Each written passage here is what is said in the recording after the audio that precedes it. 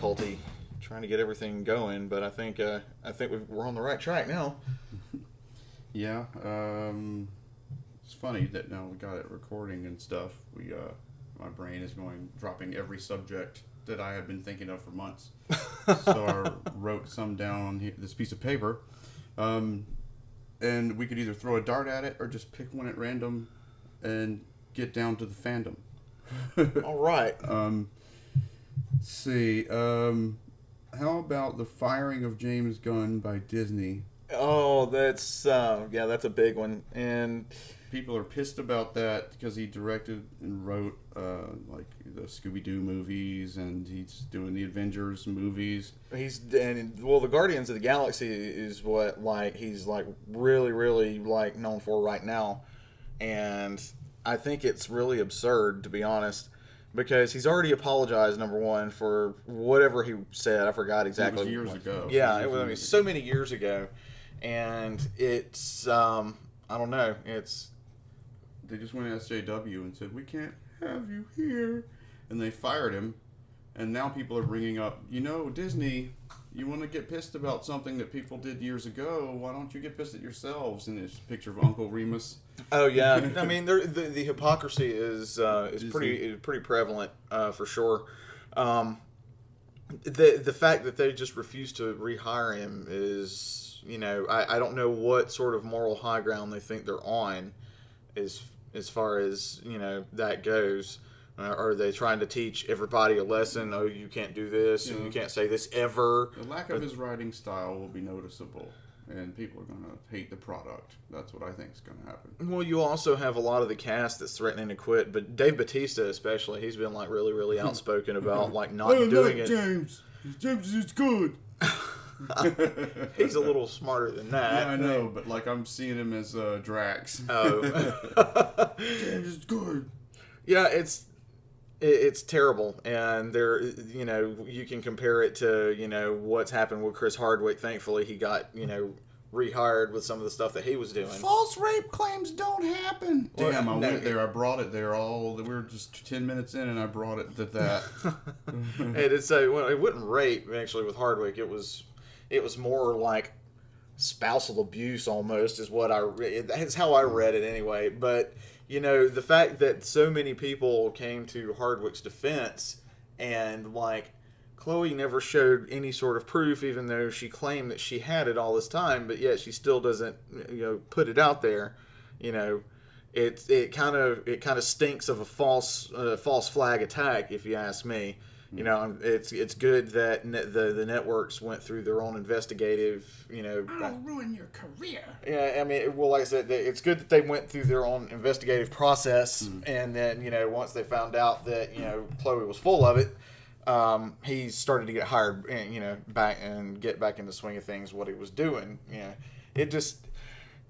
it's a very dangerous slope of guilty before being proven innocent, or guilty by public association. All right, we have to go back to I'm gonna go Seth MacFarlane here for a minute, because there was an episode of The Orville in the first season that was totally like that. The society was based on, it was all social justice, using social media likes and dislikes to judge everyone. Everybody wore some kind of tag that had a green up arrow and a red down arrow, and people could walk by and dislike you just because they dislike you, and that could get you in trouble with the law, to the point where they would lobotomize you into being happy all the time.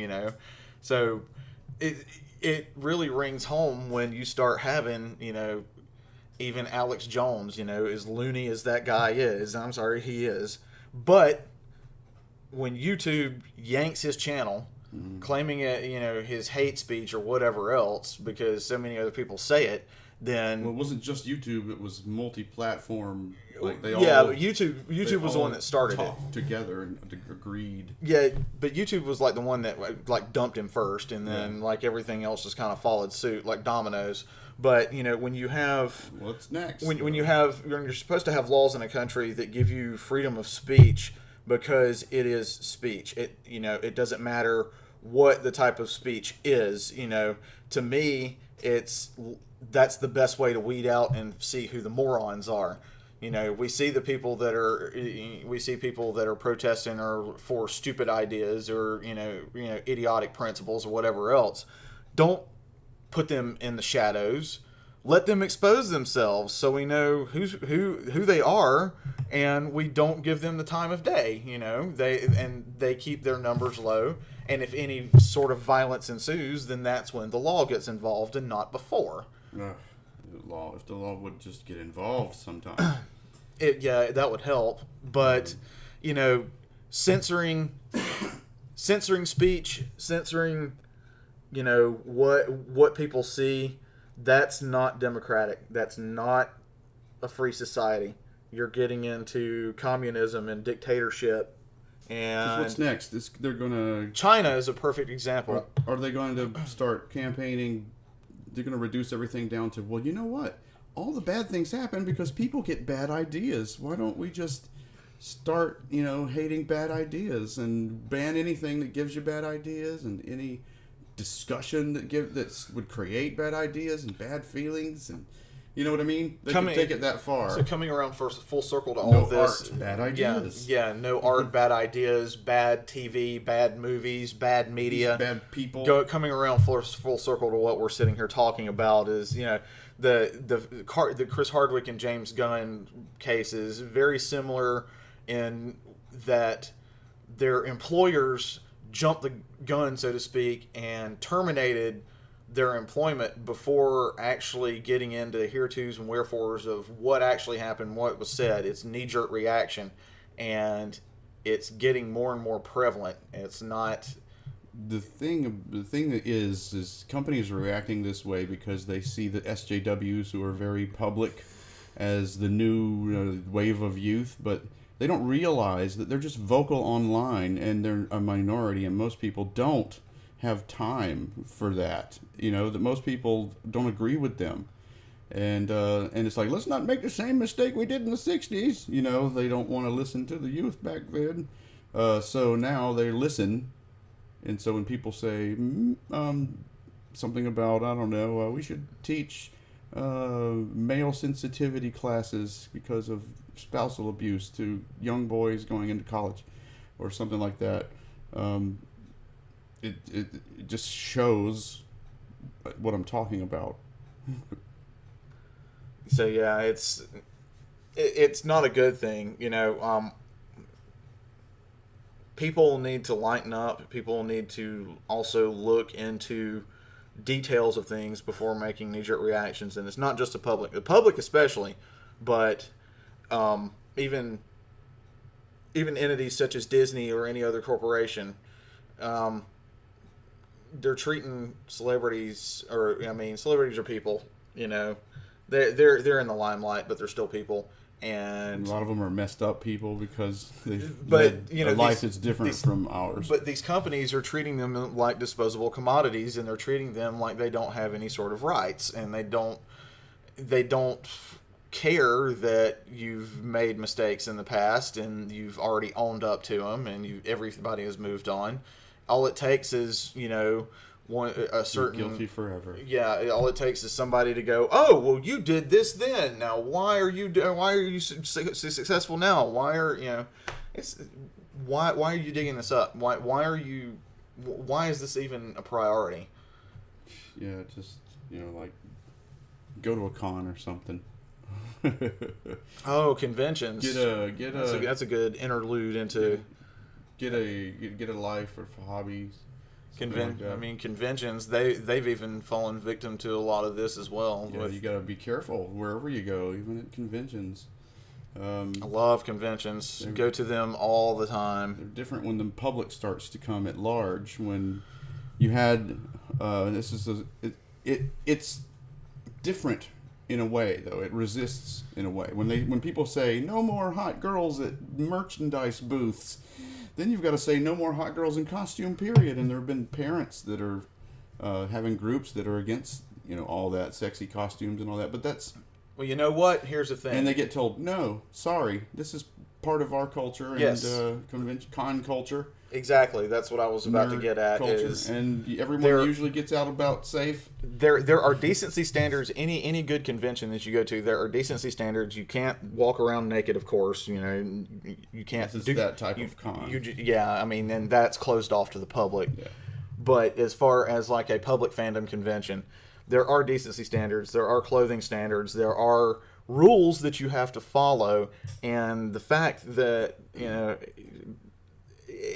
age of the offended, that's what it is. Somebody always has something to gripe about. You can't leave well enough alone. Look, there's gonna be stuff that you don't like. There's stuff at conventions that I have been going to for 15 years that I don't like. I keep my mouth shut about it, or I talk to the proper people about it, and I move on after that, and I enjoy the rest of the show because there's something for everyone. What's funny is cons were my first encountering of the word safe space. And I'm like, oh, I totally understand it. I pay $100 and something for a safe space away from people making fun of me for wearing a Star Trek uniform or whatever it is I want to do. Right. Whatever fandom I want to talk about, because these things used to get you beat up at school. Right. Playing D&D and Magic the Gathering, reading comic books, got you made fun of and all that kind of stuff. So cons started out as a place for those people, a minority. An oppressed minority. Yeah. And then the public comes in and wants to bring in all their morals, and that's just not going to happen there. You never beat nerds. Learn from Gamergate. You'll never beat nerds. It's just not going to happen. Nerds do research and they fight back. And they have that weaponized online autism that you cannot get around. Autism. That's one way of putting it. Yeah, they'll find out where you are by photographs and using satellites and but shit. You go back to the safe space, and I started big. I'll admit, my first convention ever was Dragon Con, but it was Dragon Con back when it was only like 2 hotels, and I think like the max attendance was like 15,000. Who knows how many people were there? It was just. It seemed like a lot. Yeah, for those who have not been to the famed Dragon Con, it's in downtown Atlanta every year, and back in the days of the early conventions when Nerds was not that popular, it only was the 2 hotels of the Hyatt Regency and the Marriott Marquis. As San Diego got more popular, and as fandom has come more into the mainstream, conventions started sprouting up around, but Dragon Con also started to grow. Mm-hmm. And as time has went on, it has expanded into like 8 hotels. The aquarium on the south side of downtown's doing something with them. What else? You can't hate it. You can't, to a degree, but a lot of it is what we're talking about. It's the public at large and the gawkers and the thrill seekers that hear tales of what we did when it was a smaller convention, and now they want to do the same thing, and you can't do the same thing when there's 80,000 versus 15,000. Yeah, usually you just can't. I do the same thing at Dragon Con. I wander around, people watch, sorties in and out of my room to get rid of my toys that I've bought or whatever crap I've picked up. Well, you see, that's the thing though. There are so many there. Like the overcrowding has gotten to the point like you can't do that. It's like you try to go and look at merch and there's just like a sea of people. Like you can. It's just a sea of people. You have to deal with that. It's popular. The thing you like is popular as hell now, and I don't know what they're going to cap their attendance at. They probably won't.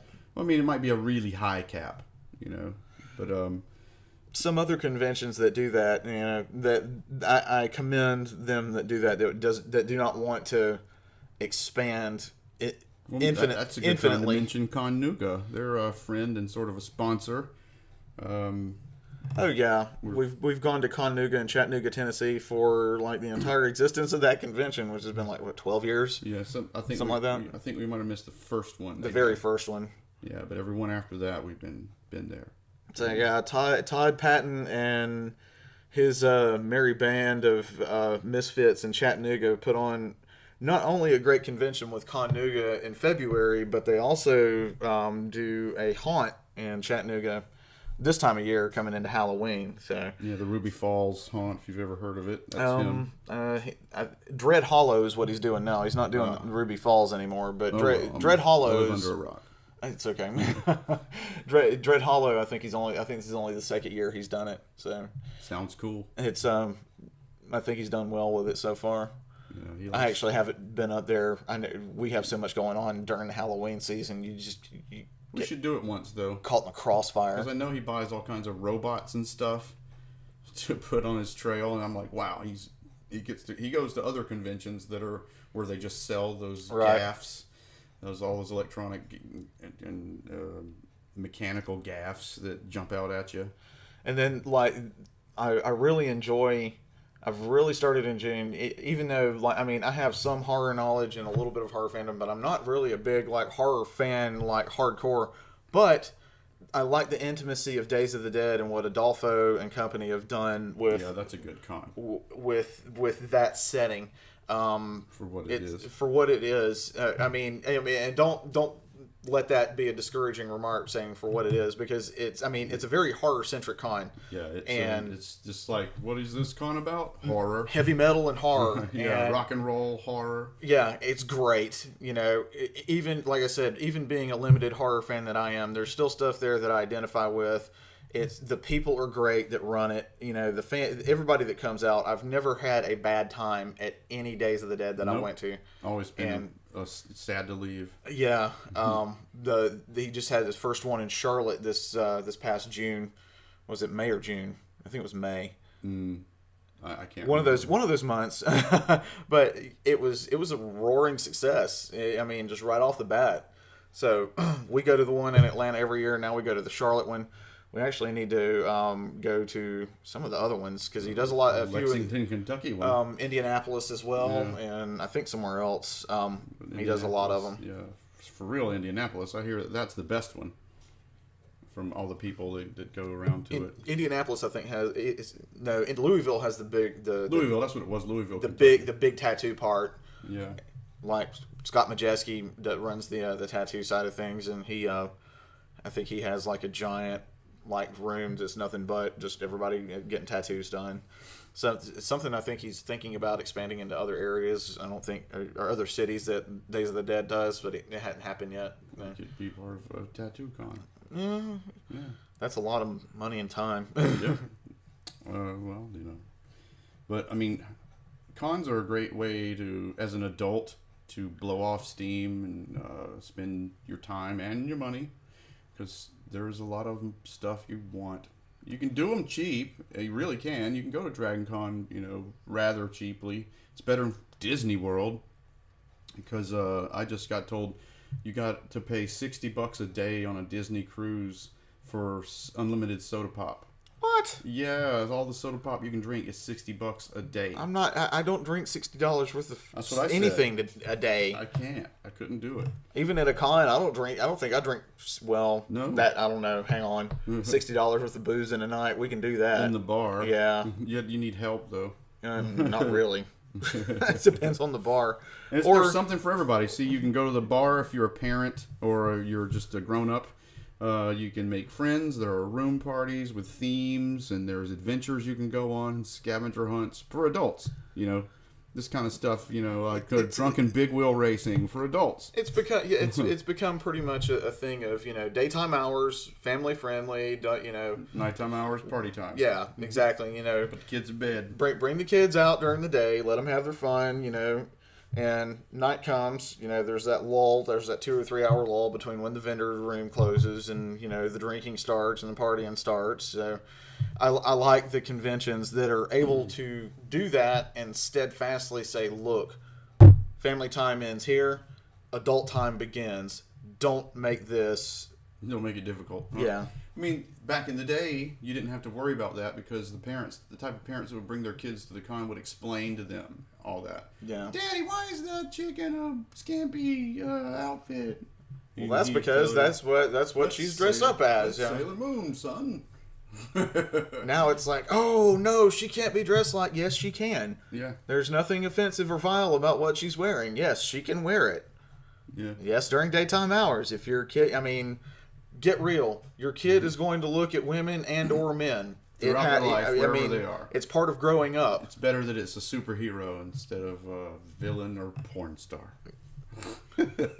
I just said that to be funny. I've actually idolized one of each one of those categories. I was going to say, like, some of porn can take many angles, but we're not going to go there.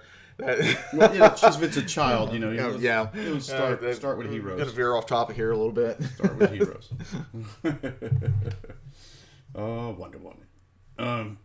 But so anyway, I'm going to mention really quick. We can come back to cons. But I'm going to mention really quick ideas and submissions of ideas for this podcast. You can send those to psycher840 at Yahoo or Gmail. I check them both, not very regularly because I don't expect people to email me, but start sending some emails to psycher840. Spell it like they do in Warhammer 40k, PSYKER 840 at, well, we'll just go with Gmail, at gmail.com. And you just making that up on the fly? No, I've got the Gmail account. I've had it forever. I used it for my other YouTube account, and now the hackers know how to find that. Yeah, hopefully this is enough material to cover in an extra 40 minutes. But we can back to cons. A lot of people are asking. That's a good reason why we're doing this podcast, because people ask us about cons constantly, and we have to tell the same old class about it. So this is a great way for a lot of people to come back. You can listen to this yourself and redirect your friends to it. All about going to cons and con culture, and there is a culture there, and that's why people keep going. Like if I've missed Dragon Con for about 3 years, but if I go back there, there will be people that I'll run into. Oh, absolutely. That I see only there, that I might not even know their name. I might not even remember what we talked about. Just have a feeling, that we had fun together, and that's it. I just remember, oh yeah, you were saying funny stuff all night. Oh, incoming message. Pause.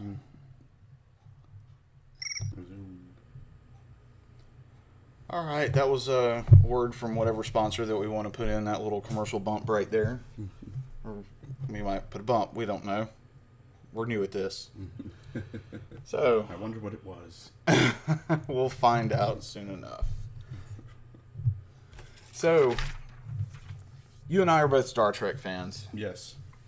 And I have a difficult time accepting the Kelvin timeline for starters, because it's just, I don't know, it's too actiony, it's too, if they were going to do something like that, I would have rather them do something mirror universe oriented versus creating another timeline. Then that would make it watchable.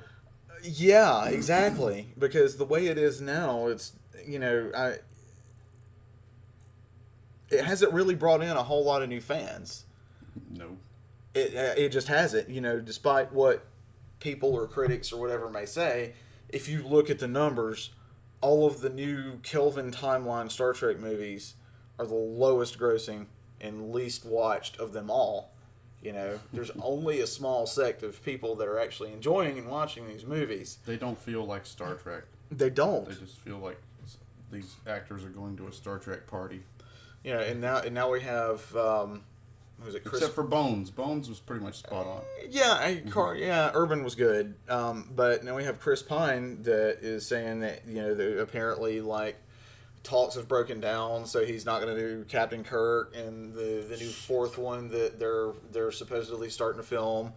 I heard they're bringing Picard back. Yeah, there's been an announcement. Patrick Stewart. This would be alternate universe Picard. I don't know. I saw the announcement that Patrick Stewart said that he was going to be doing another Star Trek, but as far as exactly what it is and what it's going to entail, I haven't really read into a whole lot of it yet. The buzz, whether you hate it or like it, is Discovery right now as well, because one, it's on CBS All Access, so you have to pay extra for whatever separate from whatever else you're paying as far as like media access goes.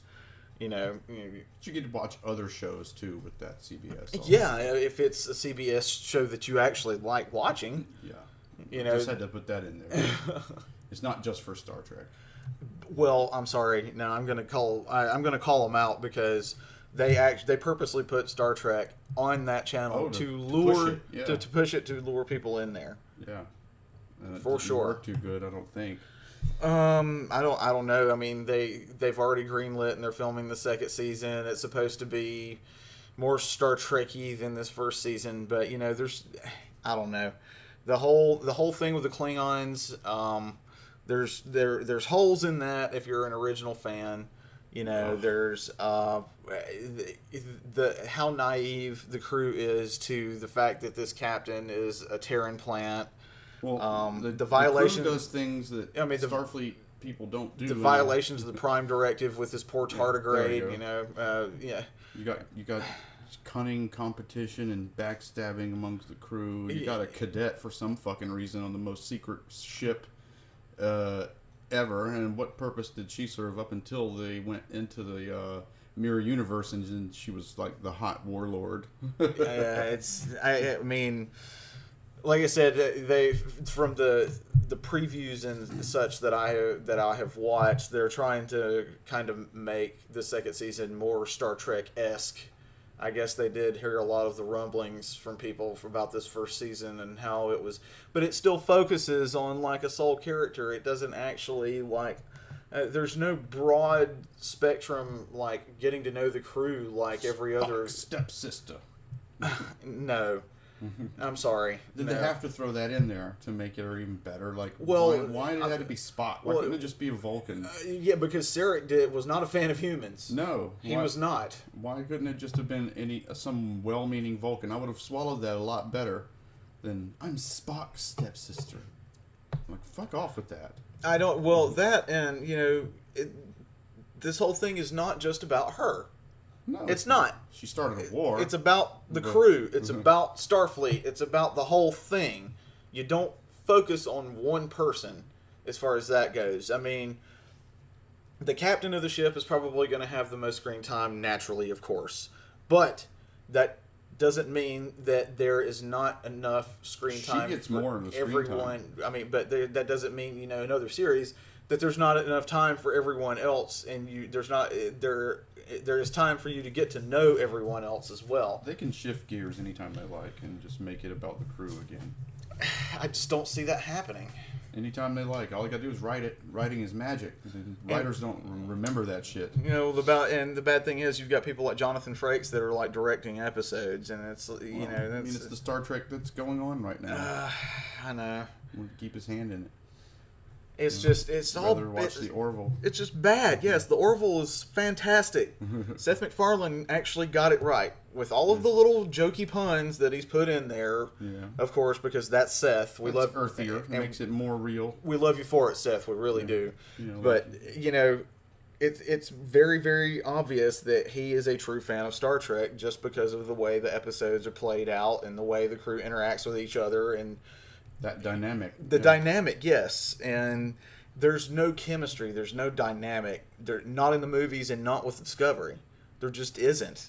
It's stale. It feels staged. It feels forced. It feels tedious. And that's no. It's you have pretty, to though, but that's what they're banking on. Even Kate, the phasers go pew pew pew pew pew. They don't even sound like phasers anymore. Even with the grueling schedule that Kate Mulgrew and company endured with Voyager, and she'll be the first to tell you it was hell, but they still loved Star Trek and loved what they were doing. So and there you just I don't know. I mean I'm sure Doug Jones is happy and excited to be a part of the Star Trek universe. It just doesn't seem like anyone else is. It just seems like they're just going through the motions. And yeah, I don't know. I don't like it. I really don't know if I'm going to watch the second season or not.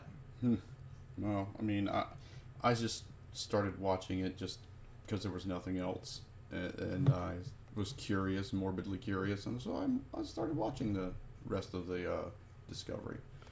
But if they do make it more like Star Trek in the second season, then certainly I'm going to watch it more. I'm not going to pay to watch it, though. No. That's where I'm leaving that. I'm just not going to support it unless it's good. I'll rethink it maybe if it starts being really good. I'll stop dissing it. But right now, I really hate Michael Burnham. She sucks.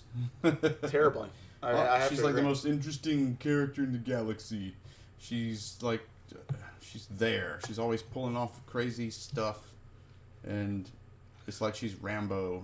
She's a Mary Sue, overpowered Mary Sue with all the great connections. It's just like, let's just make up this character, and it would be, if this were a role playing game, I wouldn't let somebody play this character. Oh no, this is the God character that everybody gets banned from trying to make. Yes, with too much cool shit. You know, you start out with a nobody and turn them into somebody. That's what you do. But they're still not going to be like her. No. They're not going to be that powerful. They're not. And she's this fucking human, not even a Vulcan. She raised Vulcan, but a human. And, No, I don't buy it. sometimes you couldn't tell she was raised Vulcan. She loses that shit and gets human real fast. She's not believable. She's wishy-washy. She likes to break the rules. Very un-Vulcan. She started that war, like I said, and tried to attack her fucking commanding officer so that she could give him the Vulcan hello. Blasting them as soon as they come out of hyperspace.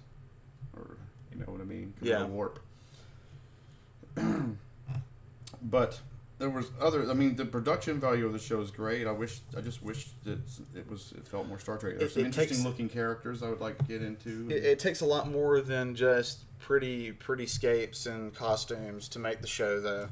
Especially when you meddle with the Klingons as much as they have. And I hear that they're going to try and explain the way the Klingons looked in this first season by making them look different this season.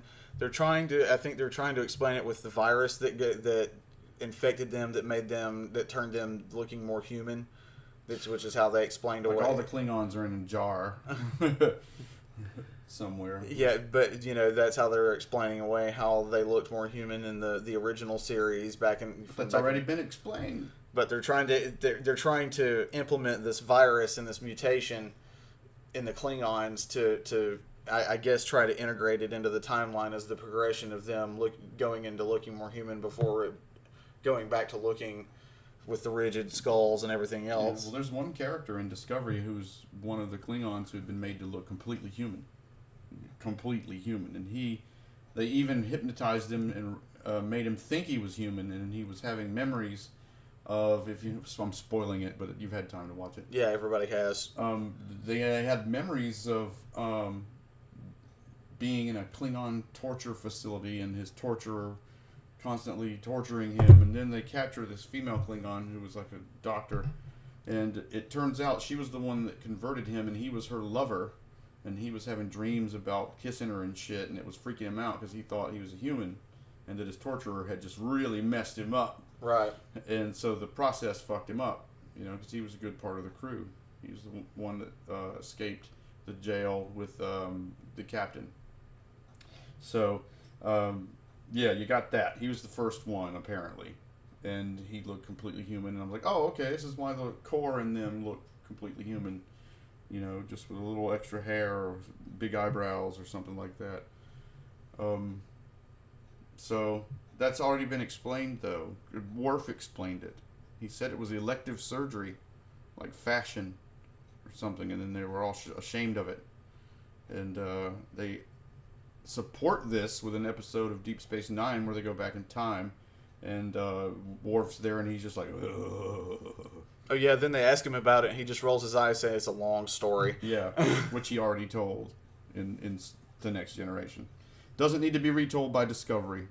Sure, certainly not. Discovery hates those damn Klingons, though. They were abysmal looking, and I think T'Kuvma was the worst looking one, of course, but yeah. They all were just hideous. They would have made a decent other kind of race for Star Trek for sure. Oh, absolutely, but not Klingons. Not Klingons. No, Klingons are noble because they work alongside us at some point. You got to see that nobility. These were just animals. You know, so I don't agree. I don't buy it. It was a pretty show, but I don't buy it. Same thing with the new Star Wars. You've got, I hate to say it, there's no good way to say it, but they've just put way too many girls in it. Way too many. Like, it's like, girls are half the universe, so half of the army needs to be girls. And that's like not true. It doesn't have to work out that way. How about a lot of girls don't want to fight? Excuse me. A lot of girls don't want to fight. And so you wouldn't see that many.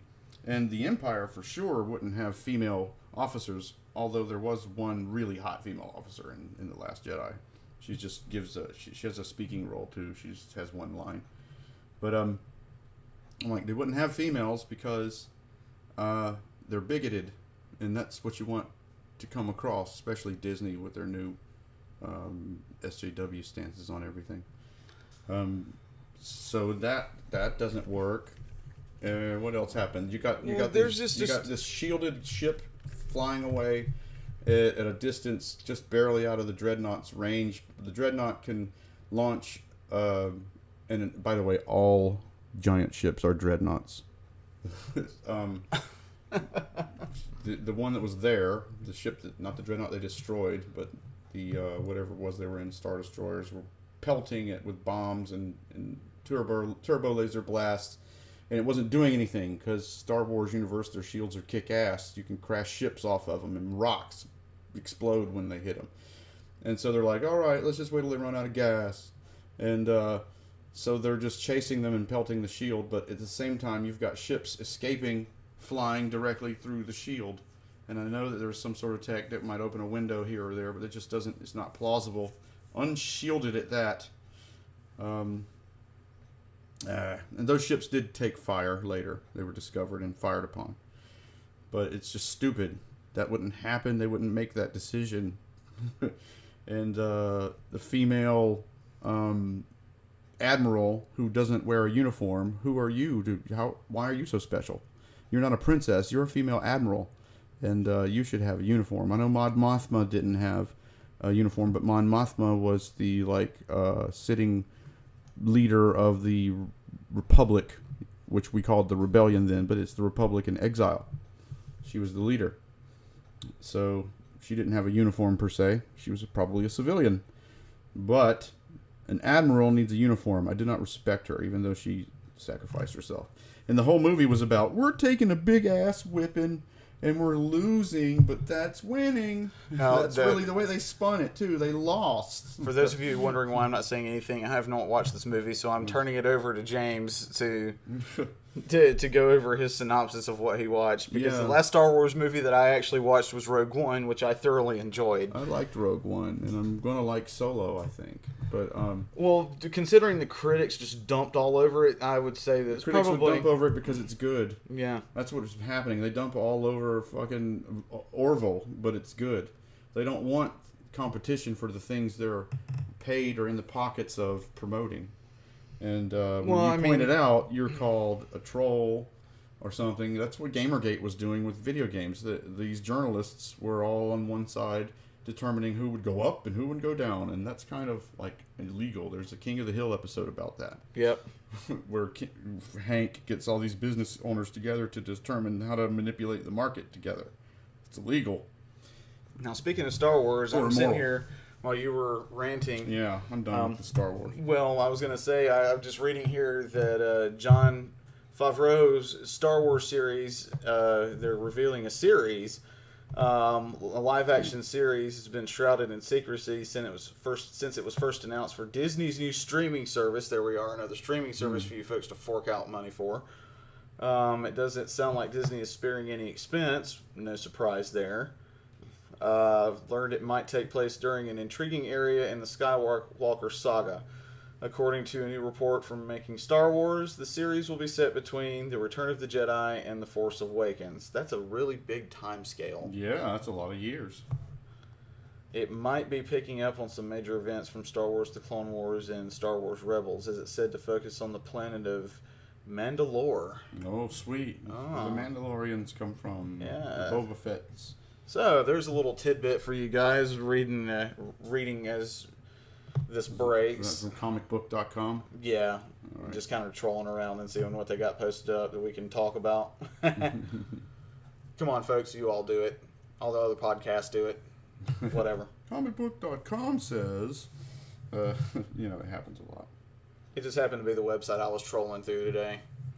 But yeah, I have not seen anything about the Star Wars series, so that might be really good. So much more could have been done with Star Wars that they did. They just took it and built a crappy thing out of it that won't stand the test of time, when they could have taken it and slowly woven a whole bunch of interesting new stories for kids and adults. Out Of the books that have already been written about it. You really... That's what movie guys used to do. They'd read books and go, let's turn this book into a movie. Yeah, that would be nice. I mean, you could do that with Star Trek as well. I mean, These were already accepted as canon by George Lucas before this happened. So Star Trek's the same way. I mean, Peter David alone wrote so many Star Trek novels that you could make into a movie. It's not funny. Yeah.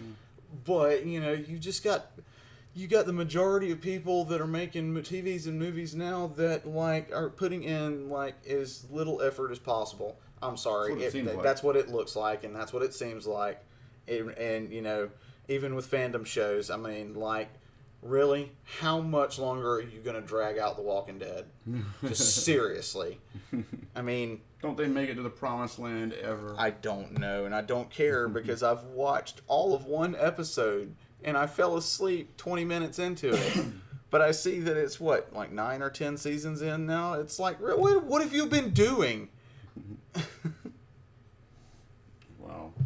But I quit after the second, something in the second season. I think it was the second episode, second season of Walking Dead. I just stopped. It didn't hold me. Didn't hold my interest. I didn't love the characters. I mean, Norman Reedus has done such better roles. We loved some of the zombies more than the characters, the villains, because some of the actors became friends of ours at cons. Yeah, but I still tell them I don't like their show. Yeah, I tell them too. I was like, I don't watch it, man. It doesn't matter if I watch it or not. It's doing good. You're cool. We love you, Santiago. Yes, Santi. Somebody out there knows what we're talking about. If he's listening. I'm sure he will at some point. But let's see here. I didn't write down too many other things. Upcoming ways to find us. I assume if you've listened to this and have been entertained, you're going to want to keep watching, keep listening, because we don't yet have the Twitter going, and we don't have the Instagram where you can talk to us and interact with us a little bit like you'd want to, but we're going to open those channels up as soon as possible. Well, by the time we get this out, we put the podcast out, then we'll have links to everything, so we'll have it up. Maybe. And, I want to eventually do things like go live so that we can have listeners posit questions and answer emails from listeners and subscribers and whatnot. Have all that interactivity, so that when we go out, you know who we are. You come and you can be hanging out and stuff. You gotta go to cons for this though. Conventions, and we will mention for sure the conventions. Mention the convention. Well, I will say the next one that we're going to right now. It's actually the start of December. It's Jekyll Island, Georgia. Jekyll Island Con and Hyde Horror Alley. It's a great little island to go to. It's peaceful down there. The con's top notch. So we'll be down there for sure. I've never been. But by the time we have everything published, we'll have another list of events that we'll be going to for sure. But after that, we've got Days of the Dead Atlanta in January this year. Con Nuga next year, you mean? Well, yeah, next year. Yeah. That's what I'm saying. After Jekyll Island, we have in January. It's Days of the Dead. I got some cons of interest that are within a couple states in the October season, October, November. I have forgotten what they are. I'll bring them back up. Maybe some of you people out there know something about them and can tell us about them, have been to those cons. Oh, yeah. Tell us anything about any events you want us to come to and mess around and that email do randomly interviews. is psycher840 gmail.com. We'll just go with that one. If you send it to the Yahoo, I'm not going to check it. But it's PSYKER840, and that's me, James. There's going to be a bit before at the beginning where I say who's on here. It's James and David. And this is stuff that we'll have to edit out that we're talking about now. Yeah. We're like edit down. So Yeah, I do that in Final Cut. yeah. So My email is Dave Ward, all one word, 1279 yahoo.com. If you want to send me any hate mail or any sort of suggestions. I have an article called The Negative Space on nerdnationmagazine.com. If you want to go there and come back and tell me how much I suck. I contribute to the Nerd Nation magazine as well. If you can find James Nimmons on there, you just put the name in and everything that person has written will pop up. Not a whole lot, some toy reviews and stuff. Mostly we just go to cons and try to secure interviews with celebrities and stuff that we like, and there's a bunch of those on Nerd Nation Channel 2. You just go to YouTube and put in Nerd Nation CH2, and you will find all of our interviews and little creative things we've made to keep us on your mind. And I think that's about it. About wraps this one up. All right. So tune in next time. Like, subscribe, click Let us the bell. know. Let us know what you think. What we should do more of. What we should do less of. Yeah, if you liked something that you heard here, like and subscribe and click the bell, and any of the other sources of support that we have listed down there. You might help us keep doing this for free. I know it doesn't make sense when you say send us money so we can do this for free, but if you think about it really hard, you'll know that this takes time to do, and you either got to do this or go to work. So the more money we have to make this easier to do, the more of this we can do for you. And look for us and our guests soon.